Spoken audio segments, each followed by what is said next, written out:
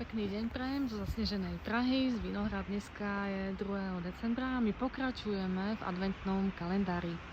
Tak jednotka je hlavne o energii ja som a dvojka je o energii ty. Je to ženský princíp, liché čísla sú viacej mužský a súdaj ženský. Takže tí, ktorí máme v dátume narodenia dvojky, tak sa nás to týka, ale týka sa to samozrejme nás všetkých, pretože dvojka nám dáva možnosť zamyslieť sa nad tým, ako to máme v živote s dávaním a prijímaním, aby to bolo vyvážené. Či si dovolíme aj prijímať, alebo sme viacej zameraní na tých druhých, na ich spokojnosť, na ich péči a kto je pre nás dôležitejší.